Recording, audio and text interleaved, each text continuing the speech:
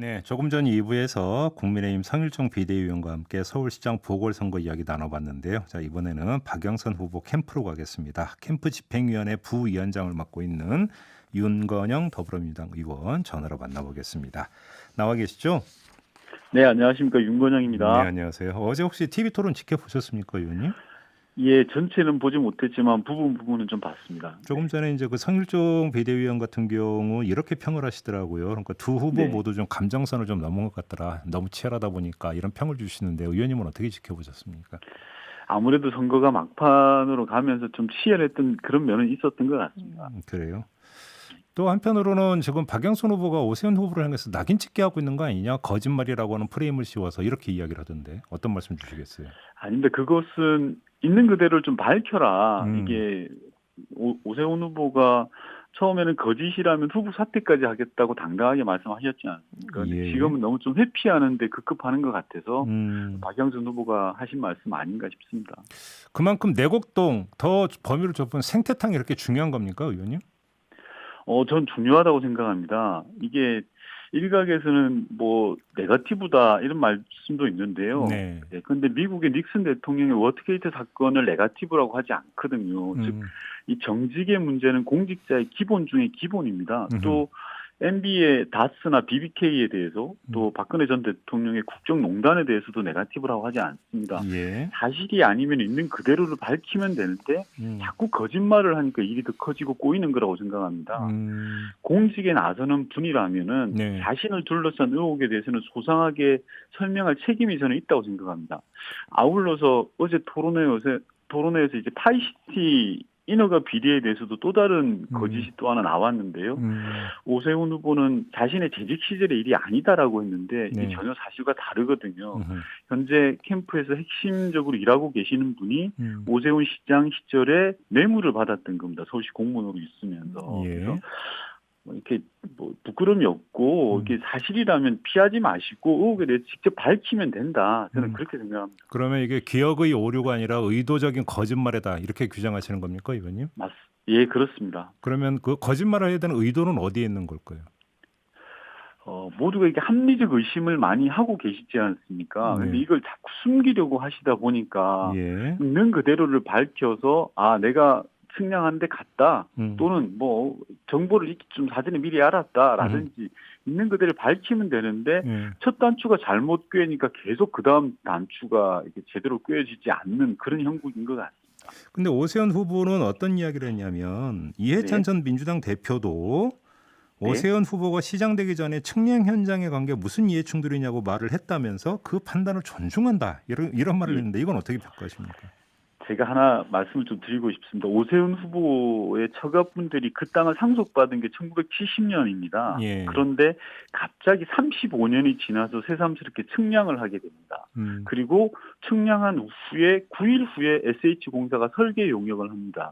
이게 음. 우연인지 예. 묻고 싶은 겁니다. 예. 일반 시민들은. 예.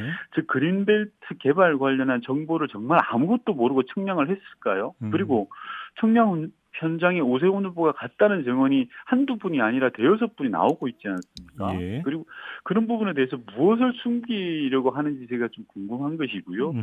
부패방지법상 내부 기밀 정보 이용 금지 규정도 있고요. 네. 앞서 말씀하신 이해 충돌에 대한 의혹들도 있습니다. 이런 부분은 철저하게 살펴볼 문제다라는 음. 생각이 듭니다. 근데 측량 현장에 갔던 시점에 오세훈 후보는 서울시장은 아니지 않았습니까?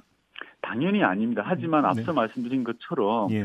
측량을 하고 9일 후에 SH공사가 설계 용역을 합니다. 예. 그리고 그 부분이 당시 노무현 대통령 정부에서 음. 사업이 추진이 안 되죠. 왜냐하면 환경부하고 서초구 등에서 반발이 있어가지고요. 음흠. 그러다가 다시 이게 4년 후에 오세훈 후보가 시장이 시절에 예. 다시 추진이 되어서 음. 성사가 되는 겁니다. 음. 이 과정 전체가 의혹이 있다라고 보는 거죠. 알겠습니다.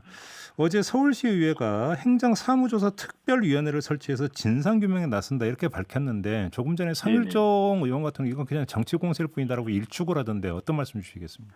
아닙니다. 이게 서울시장이 당선되든 안 되든 진실은 밝혀야 되지 않겠습니까? 예. 당연히 서울시 의회 차원에서 그런 부분들에 대해서 밝힐 의무가 있고요. 네. 저는 그걸 정치 공세로 치부하는 것은 조금 과한 것 같다라는 말씀을 드리고 싶습니다. 일전에 이제 진성준 그 캠프 전략기획본부장이 중대 결심을 말한 바가 있었는데 이게 중대 결심이었습니까, 그러면? 중대 결심 부분은 이제 진성준 본부장께서 말씀을 하셨는데요. 네. 그게 뭐 구체적으로 어떤 내용인지를 지금 캠프에서 논의를 하고 있고요. 이런 과정들이 일련의 과정이다라고 보시면 될 것 같습니다. 잠깐만요. 그러면 또 다른 뭔가 나올 수 있다는 말씀이십니까, 지금? 그건 이제 캠프에서 논의 중인 거라 예. 제가 구체적으로 말씀드리기는 조금 어려운 것 같습니다. 근데 어차피 이제 내일부터는 내일이 바로 투표일 아니겠습니까? 뭔가가 더 네, 있다면 네. 그건 오늘 이야기하는 거 아닙니까? 네, 그러겠죠. 아, 그래요? 알겠습니다. 자, 정리를 해서 그러면 지금 네. 그 캠프에서 이제 가장 크게 문제 삼고 있는 것은 일련의 거짓말이 가장 핵심적인 문제다 이런 말씀이시잖아요. 네, 그러면 네. 이게 단순히 후보의 도덕성의 문제를 넘어서서 공직선거법상 허위사실 공표라고 하는 사법적 문제까지 걸려 있다 이런 말씀이신가요? 맞습니다. 그리고 가장 기본적으로는 앞서 말씀드린 것처럼 네. 공직자로서의 기본 중에 기본인 정직에 관한 문제가 첫 번째고요. 그 다음으로는 예. 허위 사실을 계속 유포한 것 아니냐, 그러니까 선거법상의 위반이 된다라는 게 두 번째고요. 세 네. 번째로는 예. 만약에 내곡동 땅의 특혜 분양 의혹이 있다면 그건 지금 뭐 국민들의 공분을 사고 있는 LH 투기 사건보다 더한 일이 아니겠습니까? 예. 본인이 시장으로 있을 때 처가 땅에 특혜 분양을 줬다라는 게 만약에 사실이라면 그거는 문제가 큰 거죠. 그래요. 지금 일각에서는 이렇게 지적을 하더라고요. 민주당이 네거티브에 집중하다 보니까 박영선 인물론이 사라졌다. 조금 전에 의원님은 네. 네거티브가 아니라고 지금 말씀을 해주셨는데 이런 지적은 어떻게 받아들이십니까? 네거티브와 검증은 좀 분리되어야 된다고 생각합니다. 네. 선거를 하게 되면 후보에 대한 검증은 당연한 거고요. 제가 앞서 말씀드렸던 것처럼 네. 미국의 닉슨 대통령의 워터게이트 사건을 네거티브라고 하지 않지 않습니까? 네. 이명박 대통령의 다스는 누구 겁니다. 누구 겁니까라고 2007년에 그렇게 물었지 않습니까? 저희가. 근데 그걸 여러 정황에도 불구하고 뭐 그냥 넘어갔던 건데 지금 결국 이명박 대통령이 어떻게 되었냐. 네. 를 보면 결과는 저는 좀 알 수 있다고 생각을 하거든요. 어제 국민의힘의 김병민 비대위원이 이름 노무현 정신을 강조를 했어요. 그러니까 원칙 있는 패배가 원칙 없는 승리보다 낫다라고 하면서 노무현 정신을 강조했는데 이건 어떻게 받아들이십니까? 그 솔직한 심정으로는 대꾸하기조차 좀 싫은데요. 네. 그 노무현 대통령 재임 기간에도 그렇고 퇴임 후에도 그렇고 욕보이고 조롱하던 정당이 국민의힘이었습니다. 그런 정당에서 노무현 대통령 이름을 거론하는 것 자체가 좀 기가 막힙니다. 다만 한 가지만 말씀드리면 다들 기억하시겠지만 92년 초원복집 사건, 지역감정 조장하고 관권 선거를 획책했던 거 아닙니까? 그리고 96년도에 총풍 사건, 북한에다가 휴전선에 총을 쏴달라고 했던 사건이죠. 그리고 가까이는 2011년에 선관위 홈페이지 디도스 공격 사건, 그리고 2012년에 국정원이라는 공권력을 동원한 댓글 공작 사건, 이 모든 게 누가 한 겁니까? 다 국민의힘이 한 거거든요. 제발 좀 국민의힘은 부끄러움을 좀 아셔야 되지 않을까 그런 생각을 먼저 해봅니다. 알겠습니다. 오세훈 후보가 엊그저께 이제 세빛둥둥섬을 방문을 해서 이게 이제 그 초기에 박원순 시장이 이걸 막음으로써 이제 적자가 누적된 것 같다라는 요지에 이제 발언을 했는데요. 이 발언 어떻게 평가를 하십니까? 저는 오 후보님의 행정을 좀 몰라도 너무 모르는 것 아닌가 싶은데요. 네. 전임 시장의 당적이 달라도 필요한 사업이라면 후임 시장이 하는 게 기본입니다. 이건 뭐 누구나 다 마찬가지고요. 세빛둥둥섬 같은 경우는 애초 사업에 문제가 있었습니다. 특히 사업 진행 과정에서 운영사를 선정할 때 특혜 시비가 있었고요. 이 모든 것이 서울시 감사에서 다 확인된 내용입니다.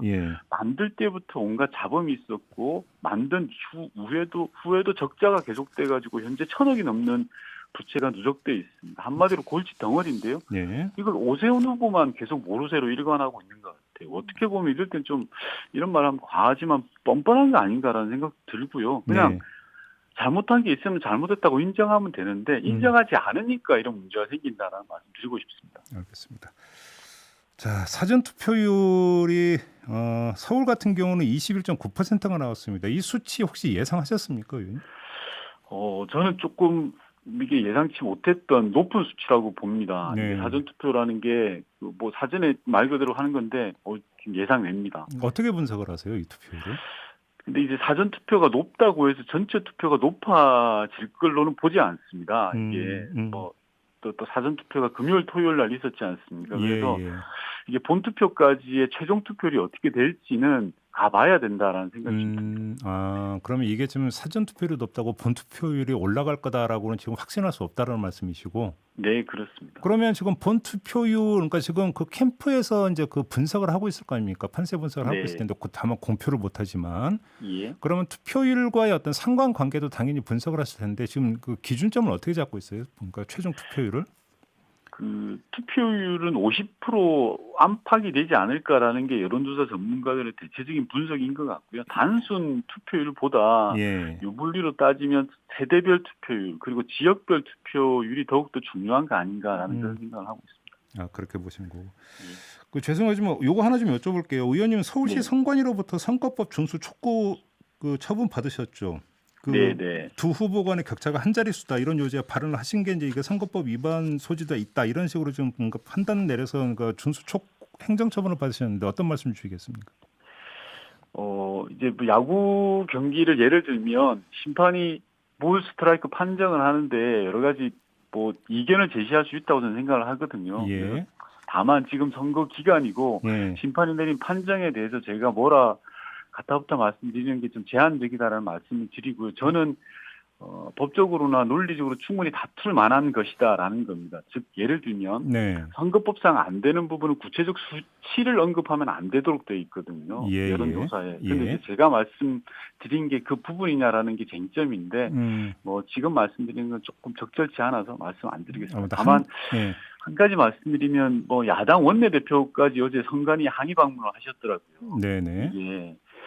좀 전 볼썽사나운 모습인 것 같고요. 국민의힘은 선거기간 내내 이제 선관위에 쫓아가서 항의를 하고 그러시는데 이건 노골적으로 압박하는 거라고 생각을 합니다. 그래서 앞서 제가 예를 들었던 것처럼 심판이 볼 판정을 했는데 이게 마음에 안 들면 적절한 수준이라는 게 있는데 그 선을 넘어서는 안 된다 그렇게 생각합니다. 그러니까 한 자릿수라고 하는 게 구체적인 수치를 그 공표한 것으로 보기는 힘들지 않느냐 이런 말씀이신 거죠? 네, 맞습니다. 네. 알겠습니다. 뭐 그것은 더 이상 질문을 안 드리겠는데 아무튼 그런 지금 판세 분석은 지금도 유효하다고 생각을 하시는 겁니까? 이게 뭐 말씀드리는 게 되게 조심스러운데요. 예. 무슨 말씀인지 알겠습니다. 요거 하나 좀 여쭤볼게요. 이제 청와대에 계속 가니까 좀 질문을 드려야 될 것 같은데요. 물론 보궐선거 개표 결과가 나와야 이제 그 다음부터 이야기할 수 있는 것이긴 한데 이 보궐선거 이제 그 전망을 그러니까 전제로 해서 이제 문재인 그 정부의 이제 남은 1년이 있지 않습니까? 이것이 많이 달라질 거다라는 게 일반적인 전망인데 이후에 1년을 좀 전망을 하신다면 어떤 말씀 주시겠어요? 아직 뭐 선거 결과가 이렇게 나오지도 않은 상태고요. 그리고 저는 국정은 그렇다라고 생각을 합니다. 선거 결과에 일희일비하지 말고 국민들을 제대로 섬기는 것, 즉 지금에서의 가장 큰 과제는 코로나 국난을 극복하는 것이기 때문에 그 길에 뚜벅뚜벅 맞춰가면 된다라는 생각을 합니다. 그 관련해서 지금 정세균 총리가 보선 이후에 아마 이제 사임을 할 거다라는 이야기는 지금 많이 나오고 있는데 의원님도 그렇게 전망하십니까? 언론 보도에 따르면 그런데요. 본인께서 그렇게 구체적으로 말씀하신 바는 없어서 이것 또한 제가 뭐라고 말씀드리는 조금 제한적이다라는 말씀입니다. 하나만 더요. 만약에 지금 정세균 총리가 사임을 하고 후임 총리를 인선을 해야 된다면 인선의 포인트를 어디에 둬야 될까요? 뭐 여러 가지 시나리오가 나오는데 통합형 총리, 뭐 여성 총리, 영남 총리 여러 이야기가 나오는데 포인트를 어디다 둬야 된다고 생각하세요? 인사권은 대통령의 고유의 권한이라고 생각합니다. 다만 앞서도 말씀드렸다시피 지금 대통령의 가장 큰 관심은 코로나 국난을 조기에 수습하는 것, 그래서 경제와 민생 두 마리 토끼를 잡는 것이 핵심이거든요. 그래서 아무래도 그런 쪽에 방점이 가지 않을까라는 생각을 해봅니다. 알겠습니다. 자, 마지막으로 이 점을 좀 하나 여쭙고 마무리할게요. 요즘 2030에 대한 얘기가 참 많이 나오는데 의원님 개인적으로는 캠프에서는 2030의 움직임 어떻게 지금 분석을 하고 있어요? 많이 아프죠. 2030 세대들이 정치권에 대한 불신들이 점점점 깊어지는 것 같고요. 이 네. 모든 것들에 대해서 집권 여당으로서 무한 책임을 저는 가져야 된다고 생각을 하고요. 특히 예. 코로나 상황에서 청년들 고통이 심한 게 사실이지 않습니까? 그렇죠. 하루하루 열심히 노력해도 나아질 것 같지 않다라는 게 문제의 본질이라고 생각하고요. 노력한 만큼 열매를 맺지 못하고 있는 그런 상황이 대단히 아쉽습니다. 이런 것들을 한 번에 해결할 그런 일종의 만능 열쇠 같은 게 있으면 참 좋겠지만 그런 네. 해법은 없다고 생각합니다. 따라서 네. 이제 민주당이 청년 일자리라든지 나름 노력은 많이 했습니다만 음. 많이 많이 부족했고요. 그런 걸 인정합니다. 하지만 민주당은 포기하지 않고 지속적으로 노력해서 청년들과 함께할 것이다. 라는 말씀을 드리고 싶습니다. 알겠습니다. 자, 오늘 말씀 여기까지 들을게요. 고맙습니다. 네. 네, 지금까지 박영선 후보 캠프 집행위원회 부위원장을 맡고 있는 더불어민주당의 윤건영 의원이었습니다.